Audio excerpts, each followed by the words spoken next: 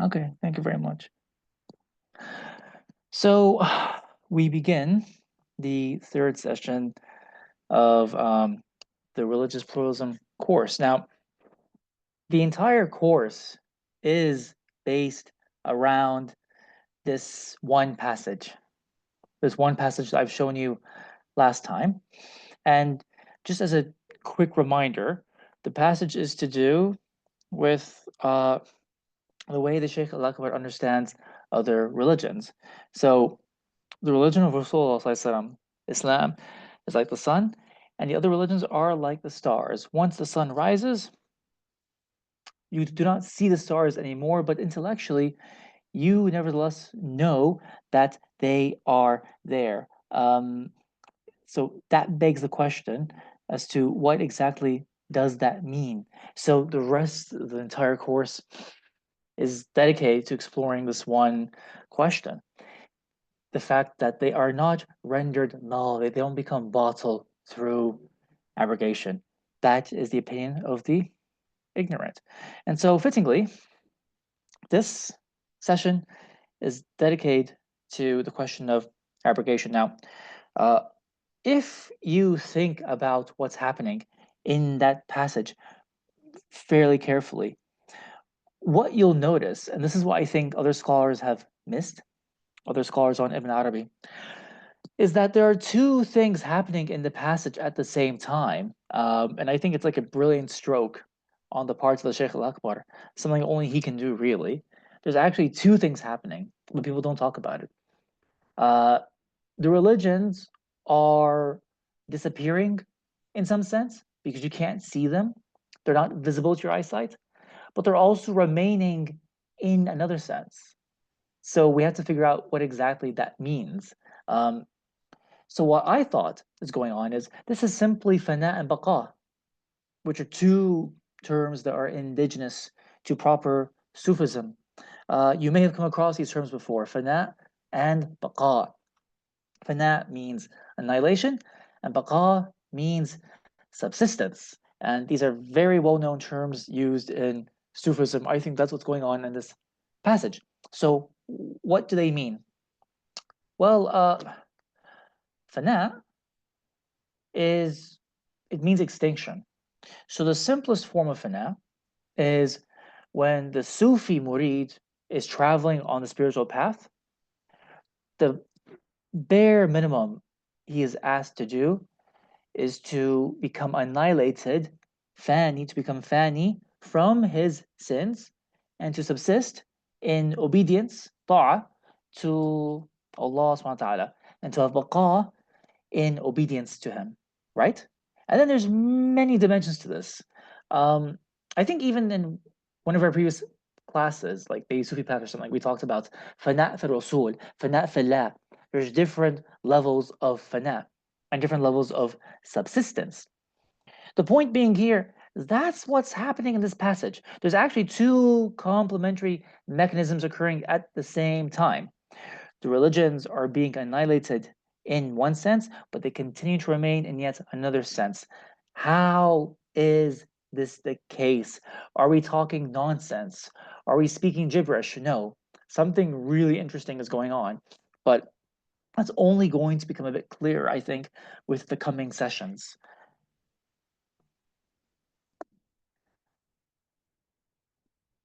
Let me just send the link to Dear Hassoon. Here we go. All right. So now this is like a really critical, paramount issue. I mean, if the subject interests you, of course. It doesn't have to. But if you want to have a serious conversation about the nature of religions and what Islam's relationship to them is, what is our relationship to them, right? If you really want to figure that out in a very meaningful way, then there is simply no way you can do that unless you first tackle the question of abrogation. It's that simple, and there's no getting around it. If we try to ignore this question of abrogation, then we might as well be playing games and we might as well be twiddling our thumbs. Seriously. You cannot and you will not be taken seriously unless you address this question properly and directly. So I've dedicated a little bit of time to the problem of abrogation, Islam's abrogation of the previous religions. So in this session, we're going to talk about it, which corresponds to the fana part of that solar metaphor, that passage. And then we'll talk about the baqa part in the next class. So it's kind of like pieces of a jigsaw puzzle that we are trying to put together, and they become clear with the coming sessions, inshallah. So here we go then. Abrogation. What is abrogation? Abrogation means supersessionism. Supersessionism. And what does that mean? It means that all the scholars that I've ever come across, Sufis and non-Sufis, whoever you want, believe that Islam is an abrogating religion. It is a religion that abrogates all the previous religions that come before it and it supersedes them so that it becomes the religion that is. Now I'm thinking of what's the right word to use. Normally, you would say that it becomes the only valid religion once it's abrogated the previous religions. But I don't think valid is the right word. But to use Sheikh Al Akbar's terminology, it becomes the law that remains once the Sharia of Muhammad comes into existence. That's the Sharia that remains. Now, in Arabic, abrogation means nasakh. Nasakh.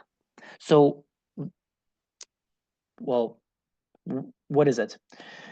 There are two definitions that are given by the Usuliyun, like Imam Juwayni and his commentator Al-Mahalli. So we can use those because Sheikh Al-Akbar is also an Usuli and he's a jurist, he's a faqih. So these definitions would be like very much within the scope of his own training. They're very useful to use. So the first definition means al-izala. The first meaning of abrogation is effacement. It's to cancel something out. It's to erase something, to do away with it. So you say something like, the sun's light has abrogated the tree shadow.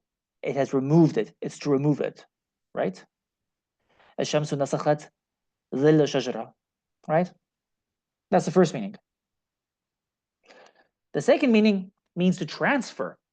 النقل or الانتقال. So, who knows in Arabic what a copy of a book means, or what is it in Arabic?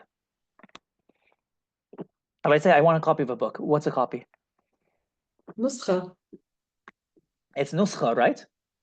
So nuskha is connected to nasakh, because what happens is when you copy, I mean, we're going back in time, right? Before printers and photocopiers, but if you want to copy a book, you write down the contents of the book into a new book. And so you are doing away with the old book by transferring the old contents into the new book, right? So you've done away with the old book, with the old copy, and now you have a new copy because you transferred it. That's called nasakh too. Okay, those are the two primary meanings given by the Usuliyun. Now, there's a third definition that's found in classical Arabic dictionaries, but it's not given by the Usulis, but the Sheikh Al-Akbar accepts it, and it is metamorphosis, it is masakh. It is when something transforms, and you will see how this becomes a useful definition when we get to like the 5th class, I think. And so from nasakh, you also get tanasukh, which is transmigration. For people of other religions, when the soul transmigrates to another body, it cancels out the old body. It cancels out the old body, right? So that's why tanasukh is connected to nasakh. And then if you're transferring the body to a plant, it's called fasakh. And if you're transferring the body to a mineral, it's called rasakh. Right? Yeah. Okay. So now we can move on to the main representative of abrogation that is best expressed through something called the Risalatul Illahiyya. Risalatul Illahiyya. And so this is the thing that the Sheikh Al Akbar talks about, and I'm gonna show you what it is in a minute. But this is the best way to frame and understand the subject before we get into abrogation, properly speaking. So let's start with al-Risalatul al-Illahiyya, and that's going to lead us into abrogation. So what is it? The Sheikh Al-Akbar says something very interesting. He says, for every community, there is a messenger. Okay, so what do I mean when I say Sheikh Al-Akbar is an usuli? There is a field, there's a discipline called usul fiqh, which you would know, right, Sana? It's called usul fiqh. So the person who practices that discipline, he's called an usuli. The person who practices this discipline called usul fiqh, which is the foundations of jurisprudence. The foundations of jurisprudence. So the Shaykh Al-Akbar says, for every community, there is a messenger, right? And then the Quran also says, there is no community except a warner lived amongst them. So every ummah has a messenger, a rasul, and a warner, a nadir. Okay? For there is nothing in existence except it must be from a community. So there is no thing in existence, not just humans, amongst the various communities. God said, there is not a thing that crawls on the earth or flies with its wings except that it is in a community, in an ummah like yourself. So that's explicitly in the Quran. And this applies to everything. And he's a literalist. So when he says everything, he means everything. The Messenger of God, sallallahu alaihi wasallam, said regarding dogs, they are one of the ummam. They are one of the communities. Thus, the divine message. So, because if there's an ummah, by definition, there is a messenger, Rasul, and a risala sent to that ummah, by definition. That's part of the Shaykh Al-Akbar's literalism. It's beautifully encapsulated by what Sayyid Ali Hussein calls killing the metaphor. The Shaykh Al-Akbar will beat the metaphor to death because it's like, oh, if there's an ummah, there must be a messenger. If there's a messenger, there must be a message. All the things that come along with it, they apply here. Thus, the divine message, Al-Risalatu Ilahiyya, encompasses all the communities, small and great. Therefore, there is no community except that it comes under a divine address. They are what? Mukhatabun, a khitab ilahi, upon the tongue of a warner sent to it, from it, and within it. If you have an ummah that is called a community or a nation, by definition, that means there is a Rasul sent to it with a khitab, an address. What is an address? It is a set of commands or prohibitions given to that community, and it is the message that is given by God to that community. When a community is mukhatab, it means they are the ones being addressed with those commands and prohibitions. And so that generates taklif. What is taklif?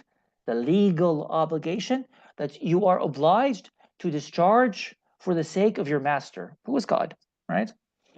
When you're mukhatab, that means you are mukallaf, to answer that message, right?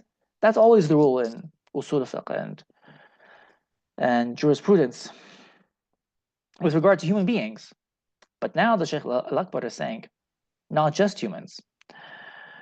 The beasts, the Baha'im, are one of the communities. They have tasbihat, glorifications, and prayers specific to each genus, and prayers like other creatures.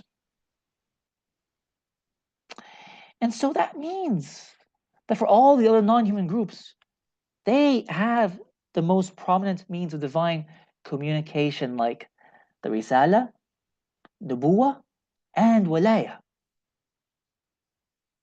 So this is a really obvious proof and case from the Quran itself. and thy Lord has revealed awha to the bees.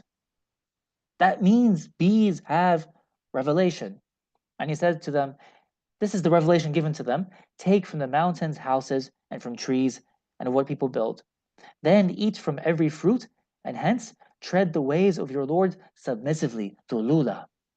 There emerges from their bellies a drink of many colors, within it a healing for people, and verily in that is truly a sign for a people who think. And that includes the earth, right? From Surah Al-Zilzala. When he inspires the earth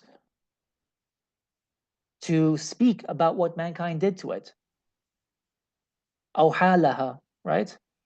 That is revelation. And so what that means is if you are given revelation, by definition, who receives revelation other than a prophet, right? That makes those beings prophets or saints or messengers, right?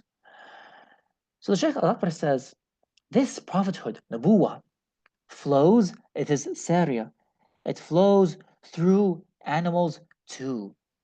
Just like his word, subhanahu wa ta'ala, and thy Lord revealed to the bees, and all of them are of this sort. Hence, he to whom God teaches the speech of animals and the literal glorification of plants and minerals, and the knowledge of how each creature prays and its glorification, knows that prophethood flows through every existent thing. Although they're not called prophet or messenger, technically speaking, except if you're an angel, so humans and angels, right? Then you give that name to them, even though prophethood flows through all things. The wilaya of animals, so what is their wilaya? Is that they tenderly take charge, right? The word is tawalla. They take care and they take charge over their young ones. And so the Shaykh Al-Akbar says, sainthood from God is universal in his creatures. It's like how animals take care of one another and for one another because of what is placed in them of motherly tenderness over their children, and every youngling in need of its mother's governance.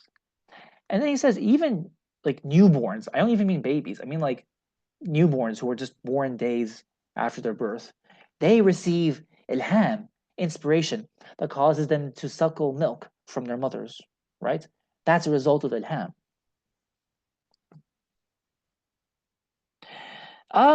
So that just raises a really interesting question, which I won't answer, but it's just something to think about. So who do you think are the prophets amongst the dogs and the birds for their own kind?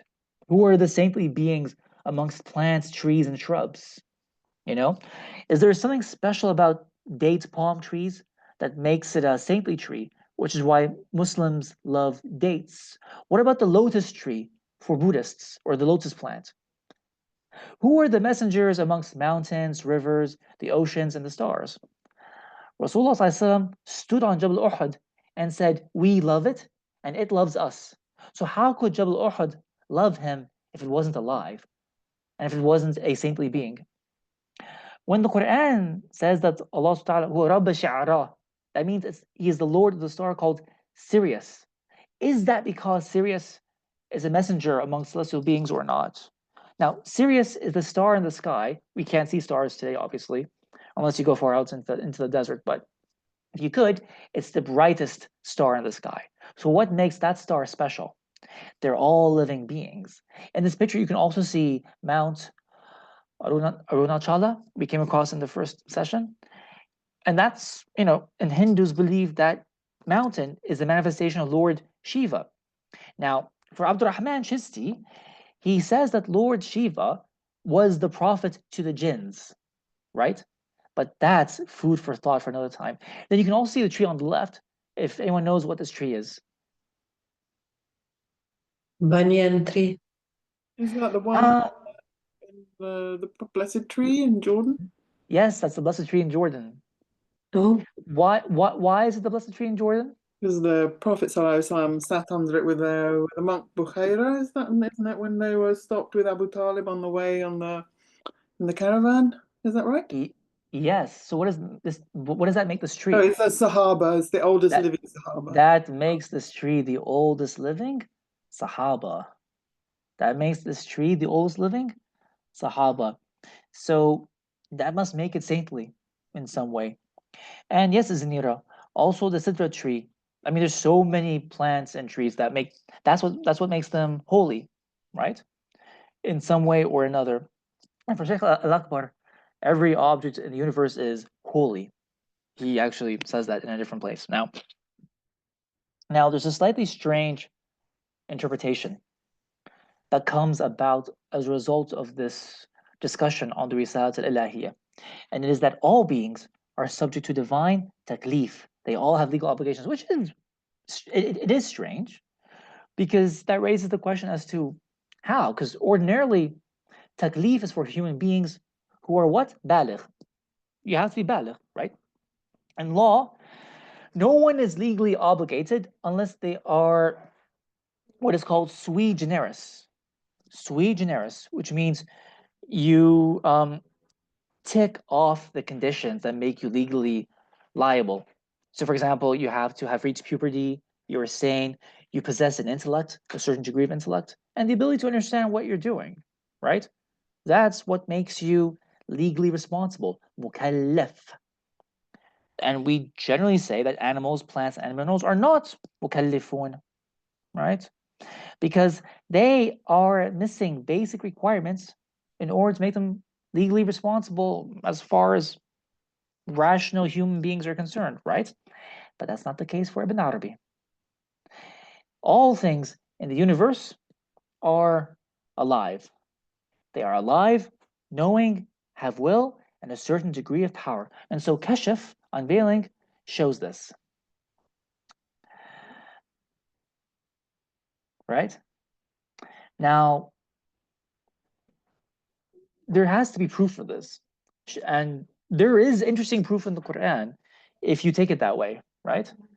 So in the 27th surah, when Sayyidina Sulaiman alayhi salam, he can't find the hoopoe bird because it's doing some surveillance work before it comes back to him and tells him what it found.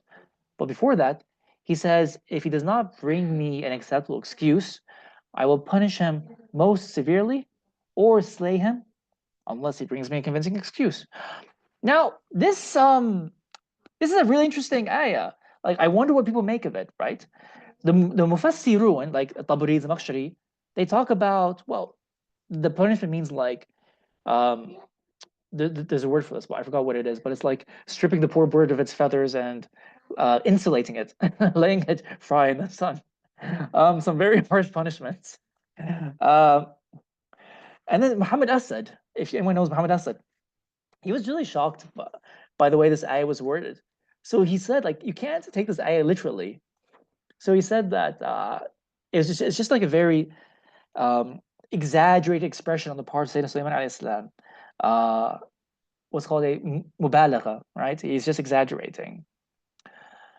Although, if you consider the idea of taklif, no, the upperword is mukallaf to respond to the command Sayyidina Sulaiman alayhi salam, which is why he can't say that unless it's mukallaf. That's one argument. A second argument is the ayah in the Quran. This is if you view these beings as being intelligent or other inanimate objects as being alive, right? That's if you take that view. Then from Surah Baqarah, it talks about how hell is fueled by men and stones, whose fuel is men and stones. It's a well-known ayah. And so there's a passage from the Risala Qushayriyya, which is one of Sheikh Al-Akbar's favorite risalas. And so in that risala, Imam Qushayri records the discourse of a stone who starts, well, there's some rocks which have water emerging from them. So that's like a symbol for them crying and weeping, right? So this stone it has water emerging from it. But then if you view through kashf, it's weeping. And so he mentions that it's weeping out of fear of being punished since it heard this ayah from the Quran which said, Allah will make men and stones the fuel for hell. And so he said, I cannot help but weep out of fear, right? And then he heard something else that made him happy. I forgot what it was. And then the water continues, and then he says, now I'm weeping out of joy, right? So how could that happen unless the stone was mukallaf, possibly subject to legal obligations? Then there is the hadith of Rasul when at the end of time, there is a major battle that takes place. And so the enemy will try to hide behind what? A certain kind of tree called the gharqad tree. Now, he says that extraordinary things happen at the end of time. So when the Muslims try to find the enemies, the trees actually speak out and say, come and find him here, O Muslim. He's behind me. The gharqad tree won't do that. So what did Rasulullah do?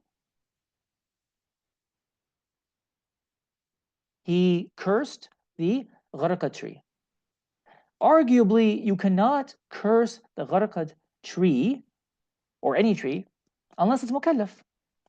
And this reminds you of a passage from the Gospels as well. This is why Sayyidina Isa alayhi salam, Jesus, he curses the fig tree that does not respond to him when he asks it to grow fruit, the fig tree, right? And that's an interesting subject as well. And then there's the rock of Sayyidina Musa alayhi salam, right? You'll find this in the hadith when he's bathing in the river and his clothes are on the rock and the rock starts moving. And so Sayyidina Musa alayhi salam, he's afraid of his nakedness being exposed. So he starts flagellating the rock. And then Rasulullah sallallahu alaihi wasallam says in the hadith that I can still show you to this day where the stripe marks are on that rock. So this is possibly an argument for all beings being subject to taklif. In the second chapter of the Futuhat, the Shaykh al-Akbar talks about this sort of thing. This comes in the context when he's talking about the secrets of the Bismillah. And so this is what he tells us. He says that during the time of Sayyidina Sulaiman alayhi salam, God says to an angel, give this Bismillah to the beasts who believed in Sulaiman alayhi salam. And then Shaykh al-Akbar completes the thought. They are not obliged to believe except in their own animal messengers. So when they knew Solomon's power and believed in him, they were given a portion of the mercy, this extra mercy that was granted to humans. So that makes one wonder what that is for an animal. And then he says in a different place, it's in the commentary to the Tarjuman al-Ashwaq, that in the Sharia of beasts, they're permitted to indulge in their appetites because that accords with their nature, whereas obviously we are not permitted to do that. Beasts are not jinn, no. Two different things. Because jinn are explicitly mukallafun in the Quran. But it's just the other beings that are kind of like not explicitly mukallafun, but I think they're strongly implied. Beasts are baha'im. Beasts are baha'im. And then the angels have their own sharia. They're only commanded with commands. They don't have prohibitions. They only have commands that they have to obey, right? And their mistakes are concerned with a lack of adab. If they have a lack of adab, that's what they are disciplined for. Then the Shaykh al-Akbar says about the cosmological letters that they are also an ummah. What are the cosmological letters? When Allah creates the universe, He lets out a breath, even a sigh. And so when you breathe, what are your words made up of? They're made out of your breath, right? A, B, C, D. It's all made out of your breath, right? And so we are all words of God. He speaks the words, that's us. And the words are formed from letters. So there are actual luminous, celestial, angelic beings. They're called cosmological letters. They form the cosmos. Now, they have their own ummah. So I've got the passage with me here, so I'll just read it out. So the Shaykh, I like what it says in this section, chapter 2 of the Futuhat, that know, and may God assist us, that absolute non-conditioned existence includes him who imposes the law, he's the mukallaf, or true being al-haq, and those upon whom the law is imposed, al-mukallafun, or the universe. So there's only a haq, who's Allah, who imposes the law on the whole universe. Right.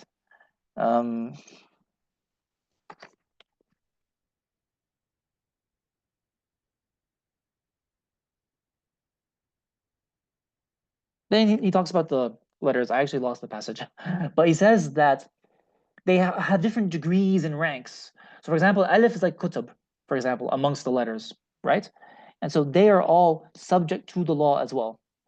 Now, you've got the divine message.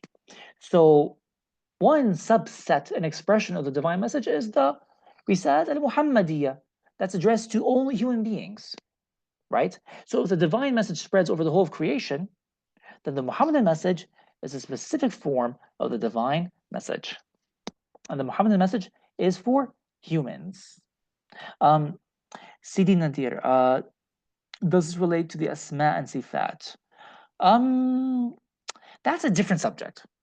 Yes, the divine names having personalities, that's a different subject. So it's with the Muhammadan message we get into the issue of abrogation.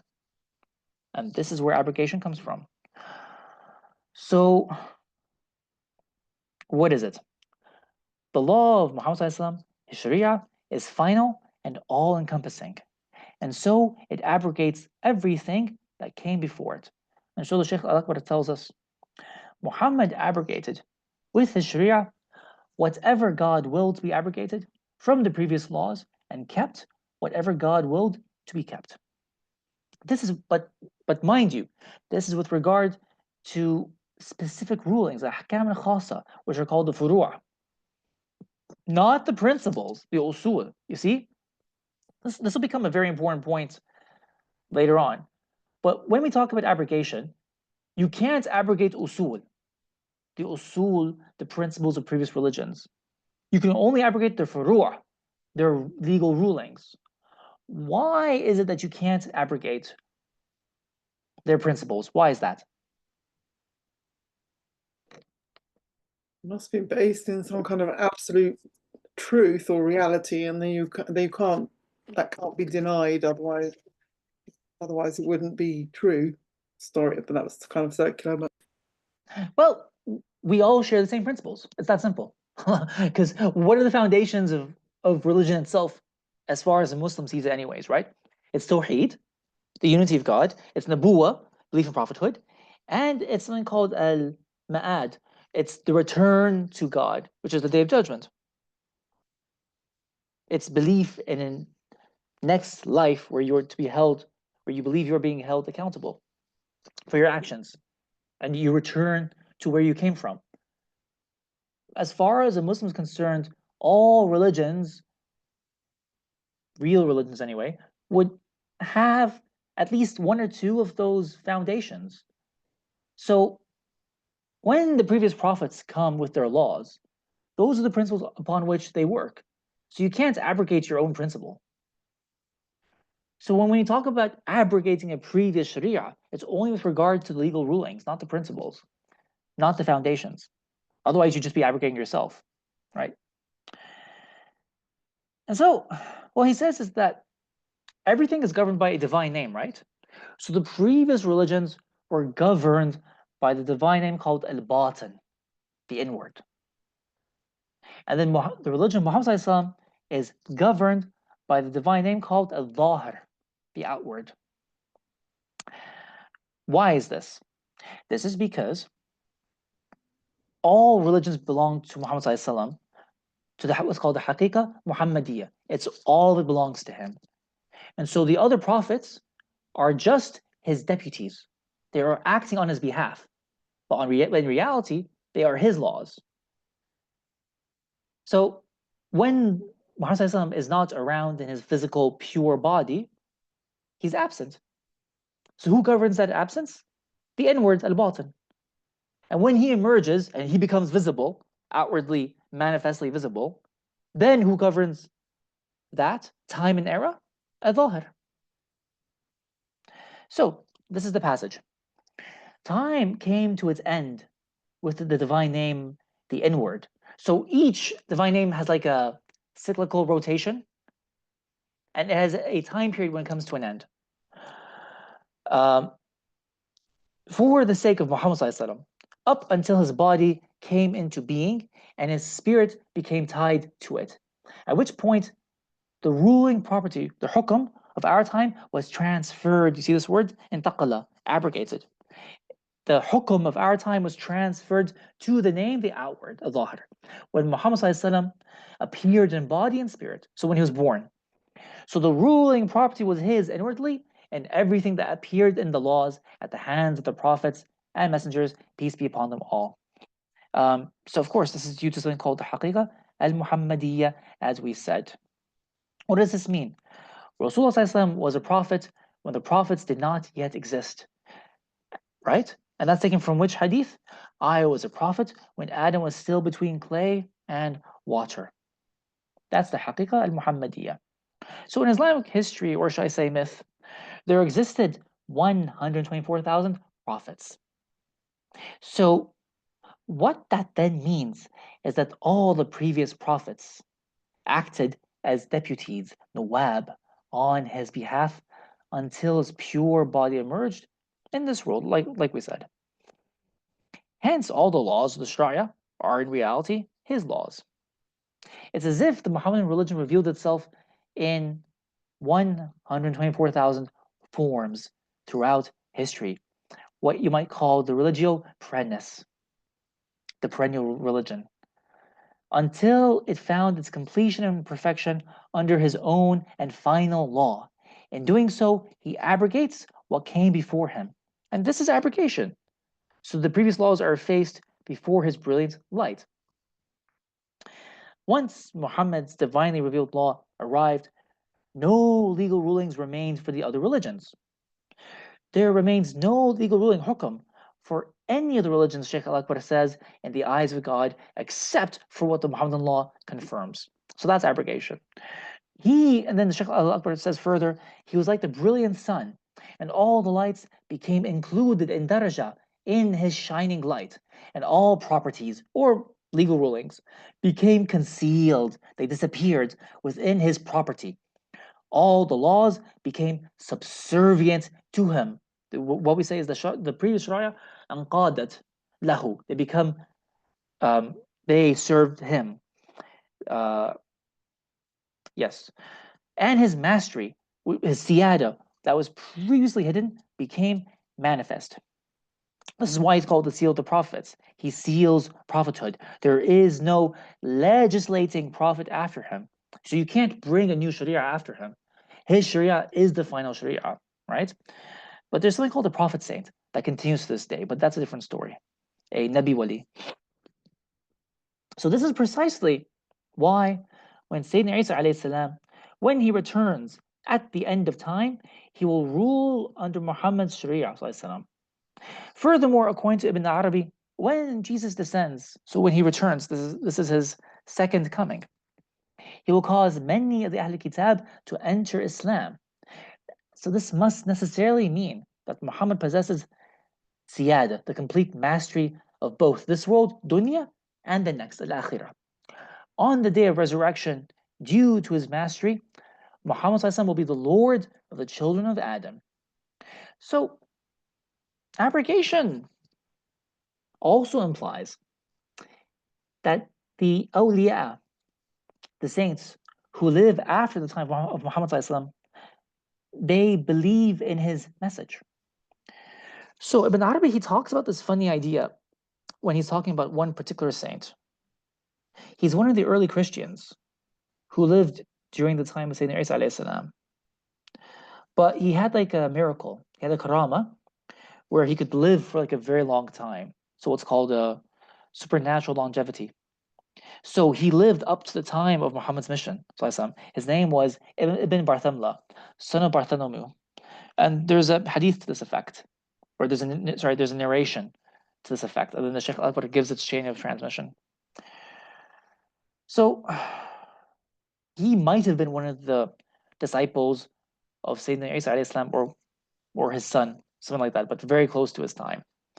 So then the Shaykh al-Akbar says, so this representative of Jesus, whose name is Ibn Barthamla, and we're going to come back to him in the 5th session, is still, so he secluded himself on a mountain, waiting for the coming of Muhammad, is still on that mountain, worshipping and not seeing anyone. And yet the Messenger of God was sent, bu'itha, right? That means he was sent to give the message to humanity, including Ibn Barthamla. So do you see that this monk, so he's a rahib, do you see this monk remaining upon the rulings of Christianity? No, by God, since the Sharia of Muhammad has abrogated it.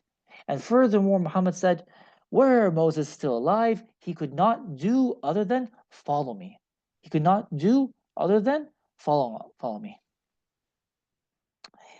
So since Muhammad's mission encompasses the whole of mankind, so does his law, and by implication its roots, the usul, as well as the corollaries, the furu'a.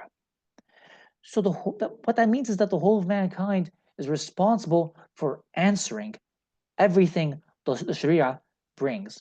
So then the Shaykh al-Akbar, he says, our position is that all people, it doesn't matter whether you are a Muslim or non-Muslim, believer or unbeliever, everyone is prescribed and addressed with following and applying the roots of the Sharia as well as its branches, the furu'. And they will be taken to task on the day of judgment for the roots and the branches. So you're responsible for believing in everything and applying everything. The roots, the usul, means having belief in God and his reality according to the way our Prophet taught it. That's the very foundation of religion. And the branches, of course, it's to do with all the things we usually do, like praying and fasting and giving zakat and so on, right? This is taken clearly from the Quran. It's a very well-known axiom. We have not sent you except to all people. كافة للناس. وما أرسلناك إلا كافة للناس. That's where it comes from. So you have to understand that by Ibn Arabi's time, there were lots of questions that are being asked about what it means to be a Muslim. Well, what does faith constitute? Could I be a Muslim if I believe in one thing but not another thing? People were asking those questions. So Ibn Arabi is addressing those questions, and he sets the boundaries, just like other fuqaha do, of where faith starts and where faith ends.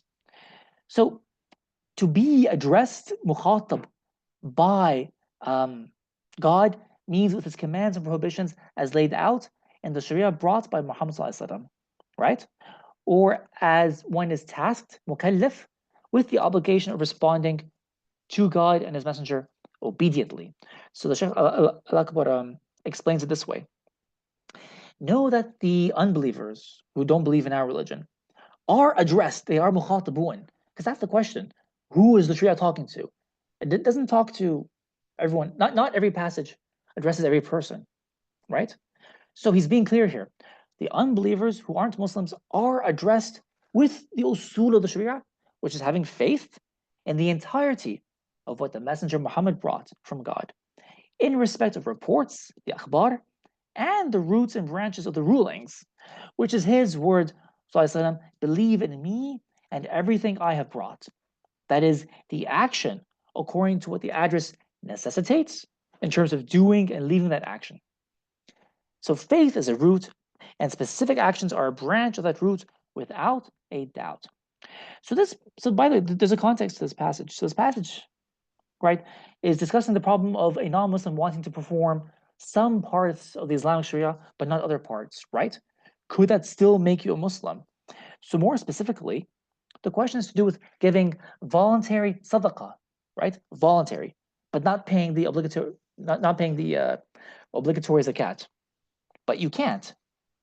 The answer is you can't. You can't have faith in one part of the law, but not the other, right? So this is the idea that faith cannot be partitioned. You cannot partition faith. There's something called al-sharh, there's something called al-shart al-musahsih. Al-shart al-musahsih. What's called the validating condition. The condition that makes your faith valid. So the validating condition for discharging one's obligations is to have faith in the entirety of what Muhammad ﷺ brought, whether it pertains to the obligatory commands, al-fara'id, or the voluntary ones, al-nawafil, and not simply to have faith in one aspect or in certain parts of the Sharia but not others. So belief is total. That's the rule. Another example given is the Hajj, right? So Allah subhanahu wa ta'ala says in the Quran, وَلِلَّهِ عَلَى النَّاسِ حِجُّ الْبَيْتِ. So he says عَلَى النَّاسِ, not عَلى Muslimin, عَلى النَّاسِ. So because the Quran uses the specific word people, in and to God, the people must make pilgrimage, and not simply a word for denominational Muslims, the Hajj pilgrimage is obligated on everyone, just like the other requirements. But the act of Hajj itself cannot be performed prior to what? Accepting Islam. So faith in Islam are obligatory upon every human being. All rulings that are obligatory on every human being. Yet the acceptance of that obligatory action or doing it by the human being is contingent upon his having Islam. His occupation in those obligations will not be accepted, right? If he says, I will do these wajibat, fara'id, right? It's not accepted, except with the condition of the existence of his Islam. فَإِذَا هُوَ أَسْلَمَ. Hence, if he does not believe, he will be taken to task for both obligations together on the Day of Judgment. The obligation of the validating condition, al-shart al-musahsih, which is required to accept these acts of worship in the first place. Having faith, right? Having Islam as one's faith. And on top of that, he'll be taken to task for the obligation of the acts of the worship themselves, in this case, the Hajj, right? Now, Ibn Arabi draws a further connection between the previous word we came across, kafatan, right? And another word called kifata. So this one, وَمَا أَرْسَلْنَاكَ إِلَّا كَافَةً لِلنَّاسِ, right? Allah says in the Quran, أَلَمْ نَجْعَلْ الْأَرْضَ كِفَاتًا. So what is kifata, right? It comes from the word kift or kaft. And the kift is the boiling pot that contains everything within it. So God made the earth. أَلَمْ نَجْعَلْ الْأَرْضَ كِفَاتًا. Have we not made the earth a kifata? That means he made the earth to be a container that holds everyone within it, dead and alive. So it's total. That's why he uses the word in the other verse, kafatan. It's in that same manner he uses it. So, therefore, Sheikh Al-Akbar says, like this does his Sharia encompass the whole of mankind.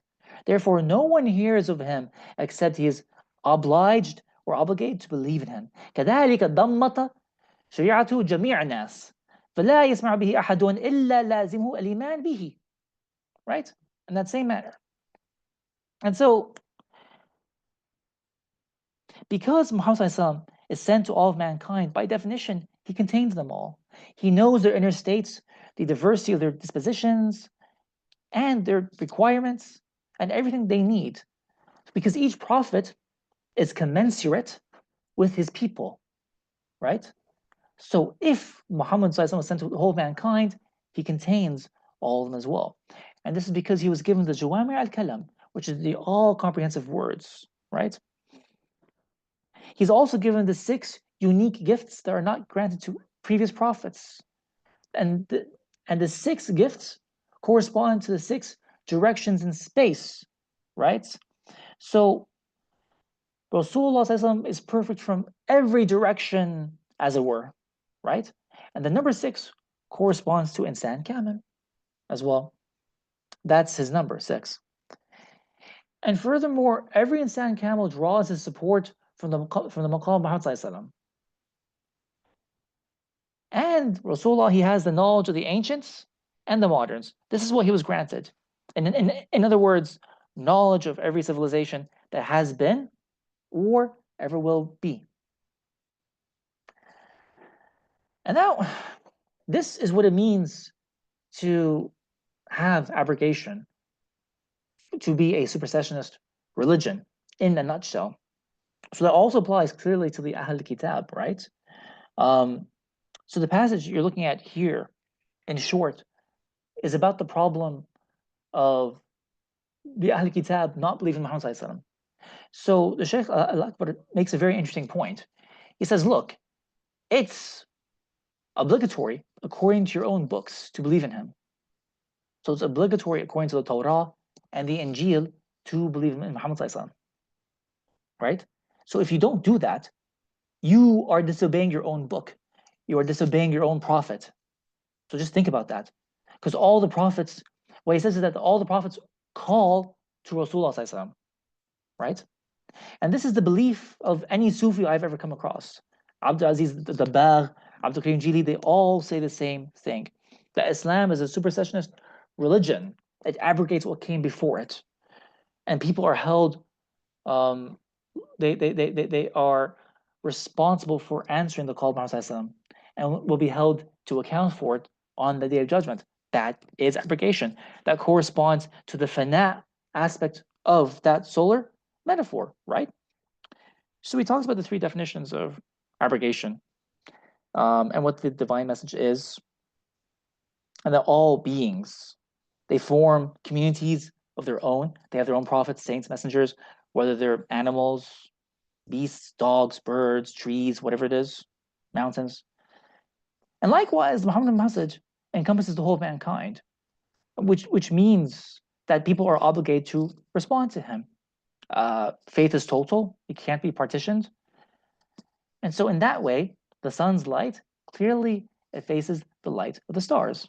That's what it means. Now, next week, we will look more into, okay, it seems like we're making a very strong case for a form of exclusivism. This is true, because the Sheikh Al-Akbar, he's exclusivist and inclusivist at the same time. I didn't want to get into this technicality, but there's a word for this that I like. It's called non-reductive pluralism. I think the Sheikh Al-Akbar is a non-reductive pluralist. So he's still a pluralist, but he's a non-reductive pluralist, right? Which means he is an exclusivist with regard to the Sharia. It abrogates what came before it. But still, nevertheless, the religions do in fact remain. How?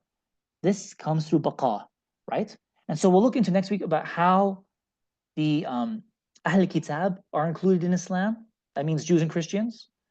And we'll look at the question of the jizya. That plays a very important role in that. And the final question of rahmah, which is the foundation for everything, right? And yeah, thank you very much. MashaAllah, thank you. Allah barak fiki.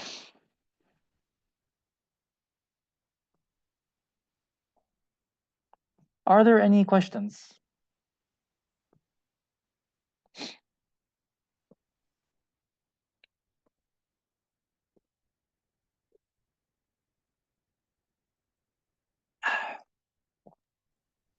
I have a question for the word metamorphosis. Yes. So when he says مسخ, مثل كأنه مسخ يعني كأنه it's مسخ, as if it's transforming something into ugly, let's say. So what if it's metamorphosis is تحول, it's transformation, is change? I mean, it doesn't have to be ugly. I know, because in the Quran, there's one verse. I know. I don't know that I don't know that masakh necessarily means ugly. Not necessarily. It's just it's just like a, it's so close to the word nasakh, the way it sounds, nasakh and masakh. So that means like there's a connection between the two, right? And by the way, we're going to look into masakh, and not next week, the week after, because there's going to be like a really interesting question about how masakh works with the other religions and their ahkam. Like, you'll know what I mean when we come to it. Mm.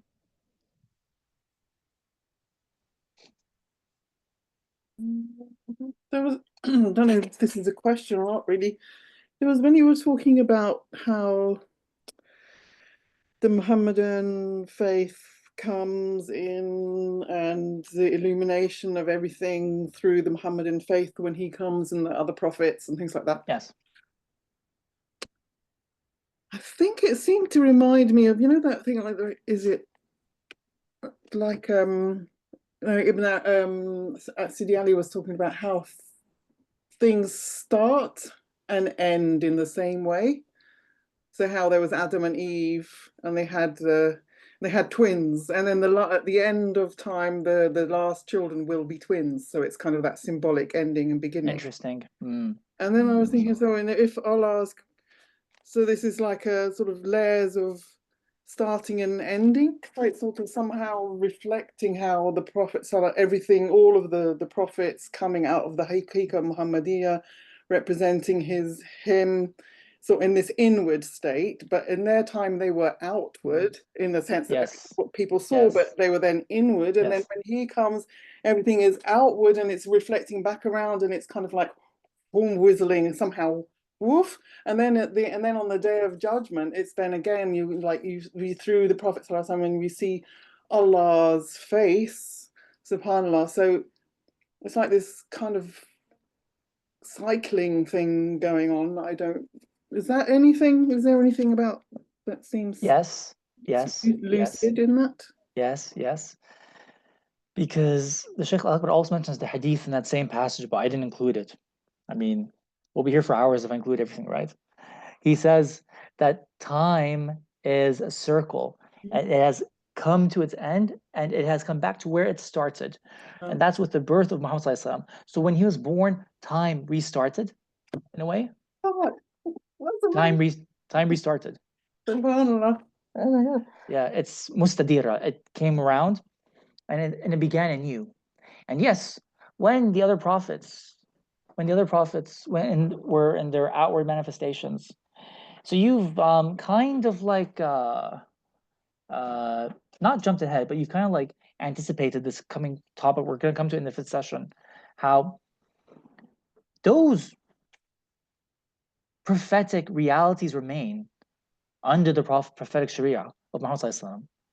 And then so that's why he says in a hadith that the ulama of my ummah are to them what the anbiya of Bani Israel were to their people.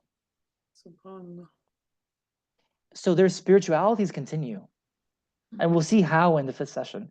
And that's, by the way, connected to Masakh, what Ghad was talking about. It's all connected. It's all connected. If my brain doesn't explode, I will tell you how it's connected. If we can keep up, yeah, inshallah. Thank you. I see there's two raised hands as well. First Ataf and then Sana. Okay, Ataf then Sana, please. Thank you. Okay, so with regard to the conversation mentioned before for two words, Masakh and Naskh. Yes. There is a bit of a confusion because I never came across the word Masakh with meme. It is Naskh, Noon. So it's only one word. So I'm not pretty sure, how Masakh somehow been used.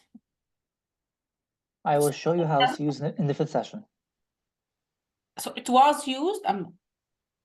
I didn't give an example. Sorry? I didn't give an example, but it's used by Sheikh Al-Akbar, yes. Masakh bil-meme? Yes. Meme? Meme. Alif Lam Mim. Yes, meme. Yes, meme. Okay, it's a bit. That's a bit quite strange for me as a native Arabic speaker, because in Islamic Sharia we always discuss the principle of naskh. Yeah. But not naskh. This whole presentation was about nasakh, right? The whole presentation was about nasakh. Masakh linguistically. So linguistically, right? باللغة الفصيحة, one of the meanings of نسخ is الإزالة, okay? بعد الإزالة, it means الانتقال or نقل. Now, في اللغة الفصيحة, a third meaning is المسخ, with meme. That's one of its meanings. Okay, yeah. I didn't know that. Yeah. Have you ever seen the dictionary of Ibn al-Manzur? Not really, but I'm very much interested to look it up basically and that word. Because masakh basically, it might be the origin of the root of the word is a little bit not clear for me, but I'm gonna look it up. Thanks for the clarification.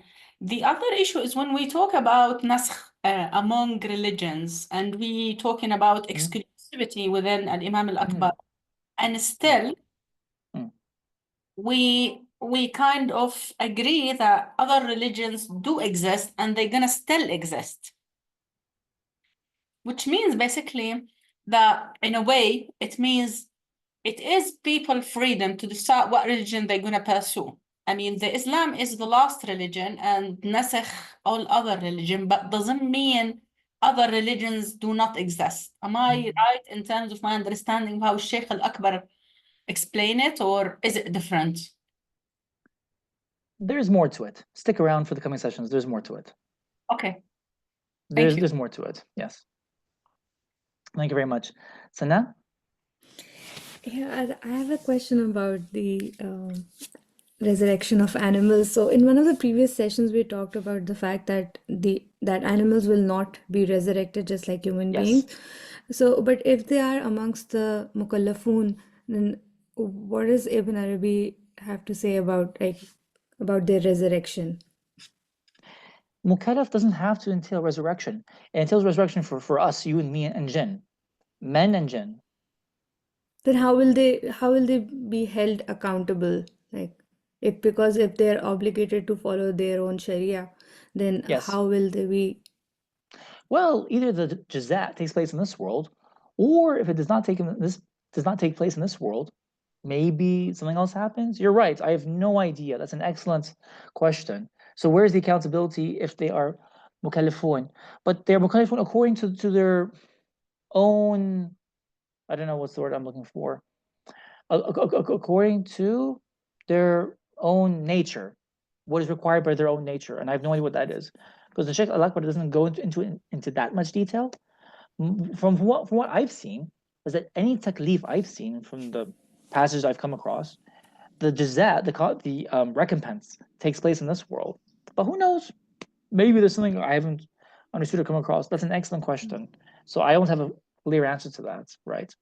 Do you know of a reference where basically how did we? I forget. Maybe we discussed it, but how did we establish that animals will not be resurrected? I'm just looking for a reference. We haven't established it. It's just that the Sheikh Al-Akbar saw Rasulullah in a dream. And he just asked him in a dream, I want to know if animals are going to be resurrected at all. And Rasulullah told him, not at all. And then the Sheikh Al-Akbar says, you mean, is there any ta'wil to your words? He's like, no ta'wil. They're just not resurrected. Oh, okay. So that's Sheikh Al-Akbar's own kashf. The reference for that is Quest for the Red Sulfur. Right. Okay. Thank you. All right. Let me take Tina's question from the chat and then Maham's. To what extent would an ordinary Muslim, i.e. without knowledge of the reasoning of Ibn Arabi, accept this interpretation, exclusivist, towards the rest of the Ahl al-Kitab? Every Muslim accepts that the Ahl al-Kitab are obligated to believe in Muhammad ﷺ and that their scriptures are corrupted, ordinarily speaking. Sheikh Al-Akbar accepts that. Next week, Tina, now that you have, what the word I keep forgetting, you have kind of like stumbled upon this. This is really nice. Next week, we're going to get into a big passage about the Ahl Kitab and why their religions remain valid. And the Muslims will not find that ordinary. They'll think that's weird. Because the Shaykh Al-Akbar will say, well, I'm not going to spoil the fun. It'll come next week. But what I talk about next week, they'll find strange. It's not common. They'll even disagree with it to some extent. But what we covered here today, they will agree with it. and mahan.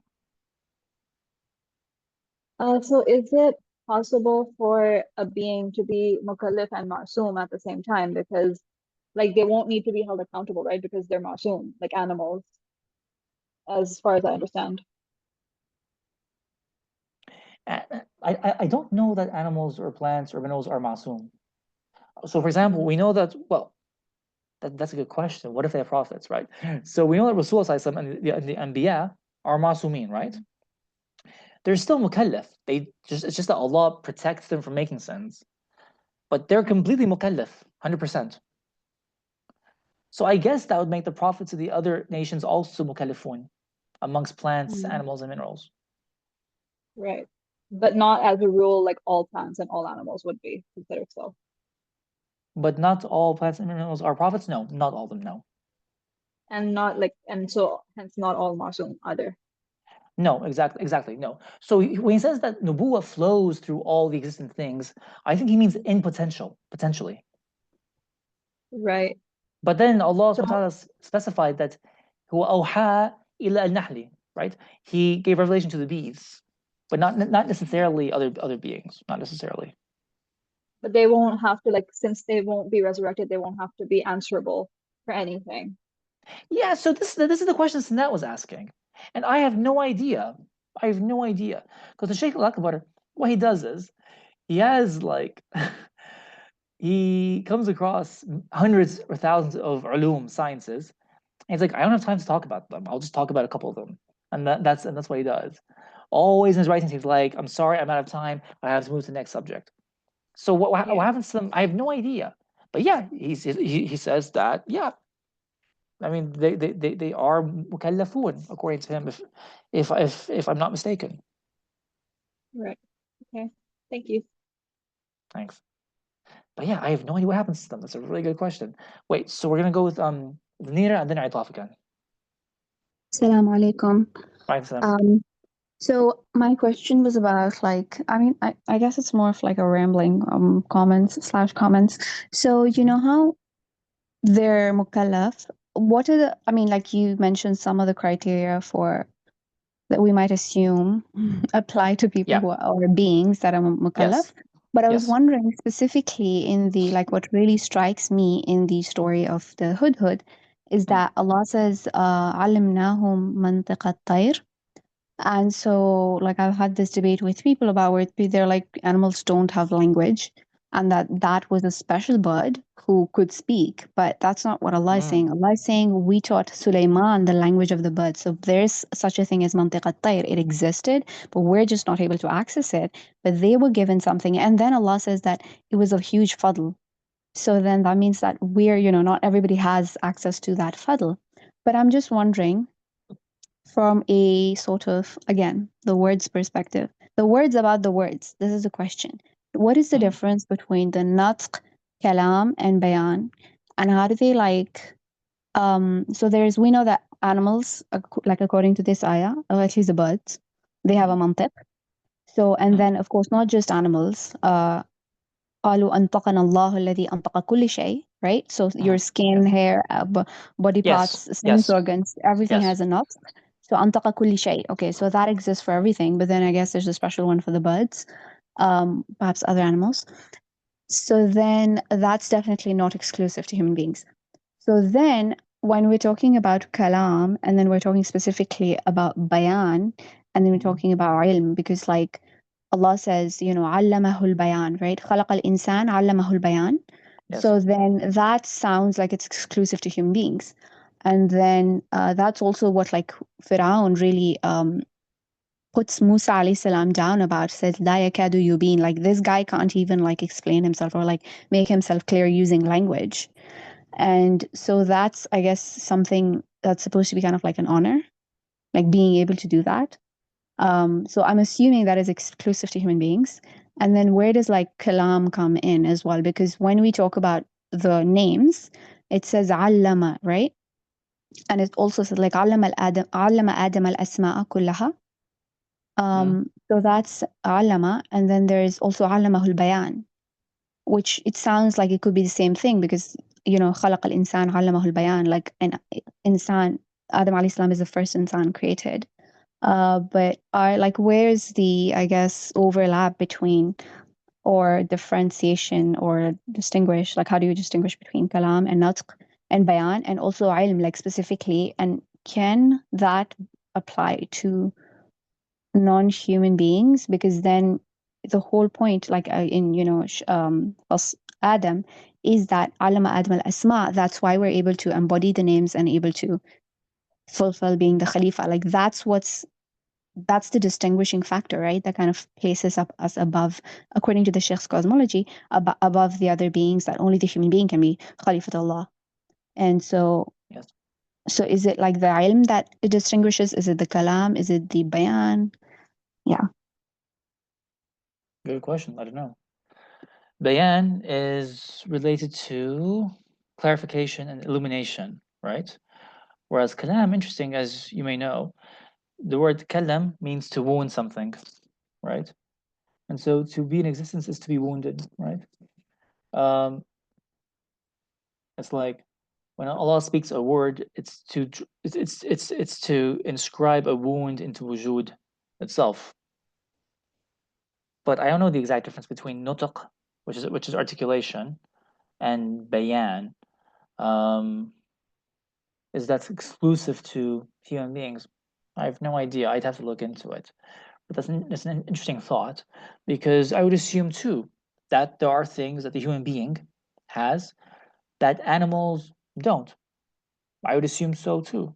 Absolutely. Mind you, though, as we said previously, for Shaykh al-Akbar, unless you reach your spiritual potential, we're all on the same level as animals anyway. It's only insan camel that gets to be one above the rest.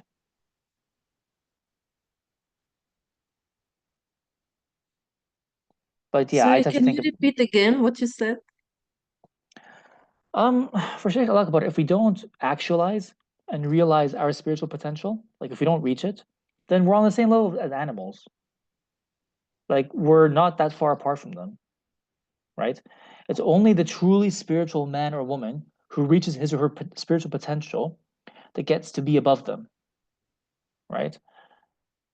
He or she gets to be above them, and truly merits the name human being. And I think that when exactly the bayan would come, because in Quran we said خلق الإنسان علمه البيان ومن هنا جاء الإكرام للإنسان. Would that make sense? Could be, yeah, could be. I'm not Bayan sure. connected somehow to the intellect, which is more of reasoning, being spiritual. I mean, kind of.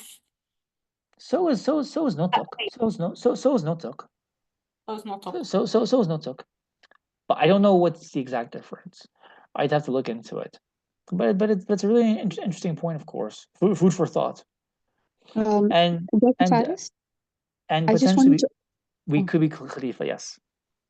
I just wanted to add that also, like, it's not like, in Arabic, I think nutq is also used like just to refer to logic, like it's translated logic of the bird sometimes. But that's really interesting because in this specific story, like what you just said about how we're actually at the same level, and unless we, actualize the potential, that's so obvious in the story because Hudhud goes and he makes this huge commentary. He says, I saw these people bowing down to the sun, and Zayyana, I think he says, Zayyana shaytanu lahum a'malahum. And he's making this commentary. He's saying shaitan has made their actions beautified to them.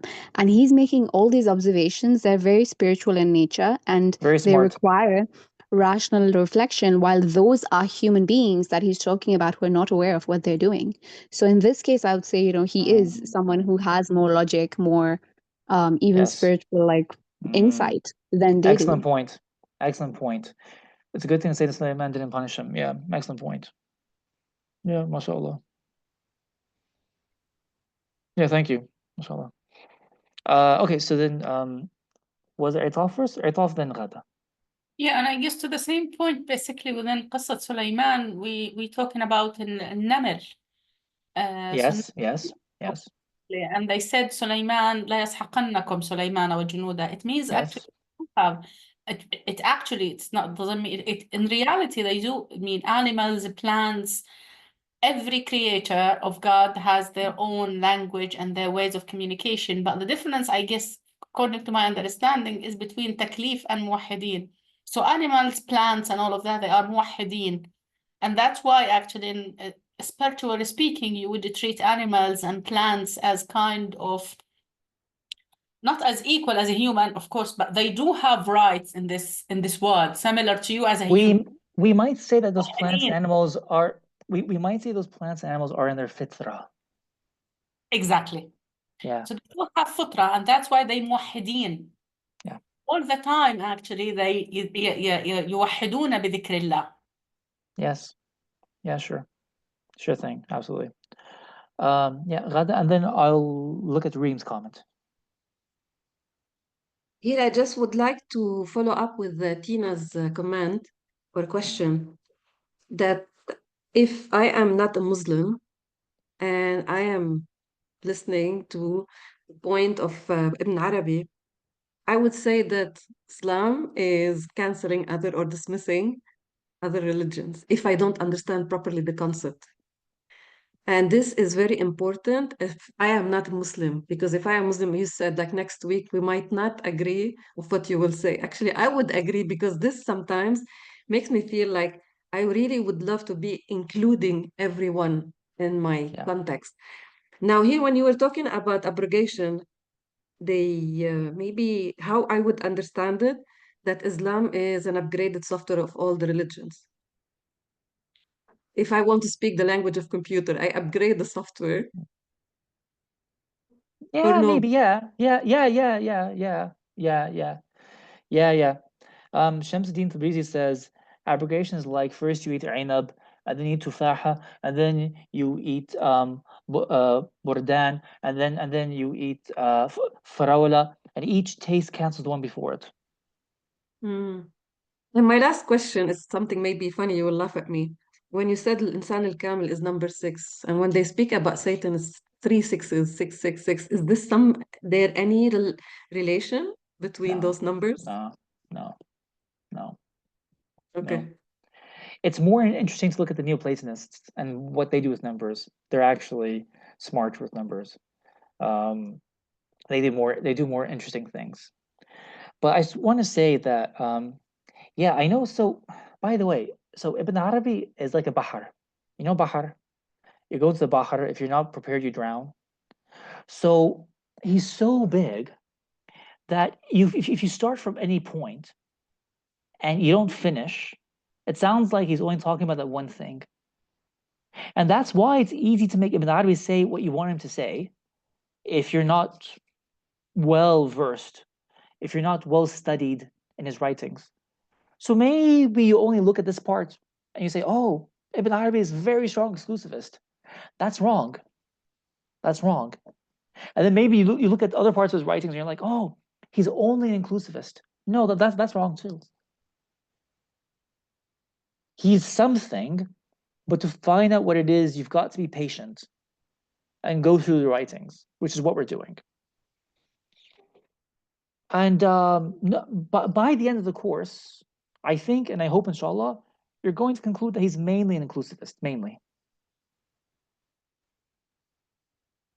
Is that also like, Ibn Arabi, he didn't, something about the dualism is the only thing that Ibn Arabi, he doesn't support dualism. He's like, there's that triad kind of thing, from 1, 2. So in a way, you could almost logically say it's impossible for Ibn Arabi to be either one or the other. He must be somewhere in the middle there with his yes and no. It's just always his general logic always seems to be, there's always the third where the two come together and there's something else that arises, or let's say origin point.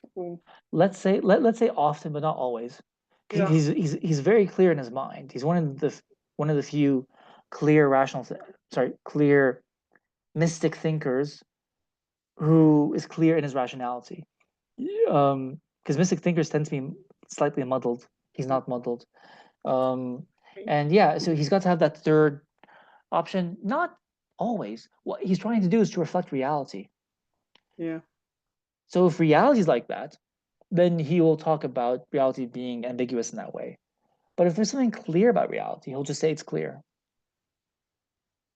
So by the end of this course, I'm hoping that people will see what I see, and they'll kind of realize, oh, this is actually the way it is. Because after I've stumbled upon this stuff, I can't see it any other way. But that's for you guys to decide by the end, inshallah. Let me just look at Reem's comments. Can you please elaborate on kalam wounded? Yeah. So the word kalam and kalima means word, right? But the jadr of the word means to wound someone. It's to make like a inscription, to inscribe something on your skin. It's to wound it, right? It's to make a permanent mark, right? So that's why, like, when we say that everything you see in existence is a word of Allah, and if it's a word of Allah, it's a wound. It's a wound you make in the fabric, and in the fabric of being and wujud. So to me, it's like the Play-Doh picture I showed you last week, right? You can wound the Play-Doh, you wound it to make a shape out of it. It's the same with wujud, right? And so that's why, like, coming into being can also be like a little hard, because it's a wound, it's a jarh. So kalam also means jarh, it's to wound someone. And that has like all sorts of like metaphorical, beautiful metaphorical meanings. Is that when there is an observable embodiment of the spirituality? Sorry, Anum, what do you mean?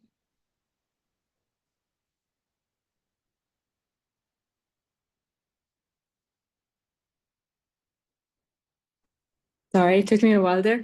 Sure. I meant that when we were discussing the spirituality in the previous discussions, does that mean that we have to really embody all of our spirituality to be seen as what you were saying, Khalifa, or someone who is not as equal to an animal? I guess that's the reference I was making, is how much of an embodiment does one need of their spirituality to be considered a little more aware and Yes, be called a human being and to earn that title, basically? that's a great question. Thank you for asking it. The way I understand it is when you do what you were created for, which is to know Allah. وَمَا خَلَقْتُ الْجِنَّ وَالْإِنسِ إِلَّا لِيَعْبُدُونِ. I have not created men or jinn except to worship me. And then Ibn Abbas al-Mufassir, Mufassir al-Quran, he's the Tarjuman al-Quran par excellence, says li ya'biduni means li ya'rifuni, which means to know me, which means to come to know me. And you come to know him when you embody the divine names in balance.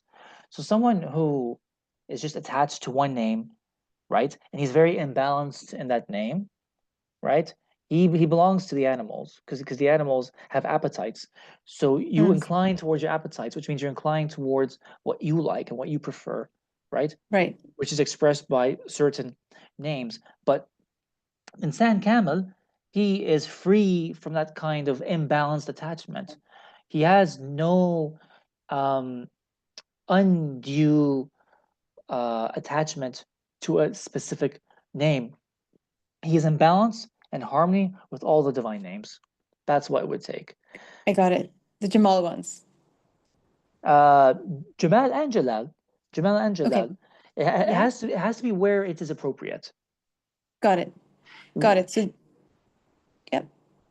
So I would say that maybe the Jamal ones for outwardly actions, and maybe the Jalal ones to correct or purify your heart and your nafs.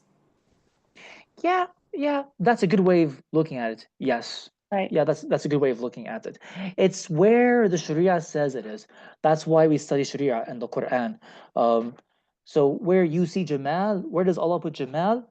And you put Jamal in the same place, then you reach your potential. Where He puts Jalal, you put Jalal, and then you reach your potential. Got it. Got it. And speaking of potential, when you say that, I just want to probe a little bit further.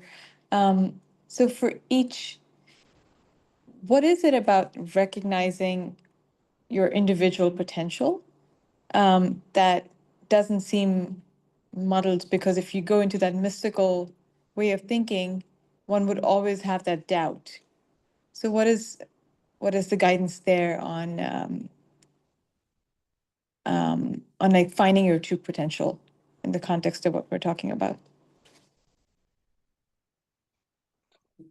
من عرف نفسه فقد عرف ربه, right? He who knows himself knows his Lord. So it's always intimately connected. You have to come to know yourself. And when you come to know yourself, you come to know your potential, right? And when you do that, you come to know your Lord. That's literally what it is. That's literally what it is. Okay. Thank you. Thank you so much. Thank you. And then I think there's like a last question, and if not, then like I'll just call it a night. Yes, Saratov, go ahead. Okay, so last question. Yes, it might be not very much related to the discussion, but it's a matter of curiosity, basically, since you mentioned Shams Tabrizi as one of his quotes.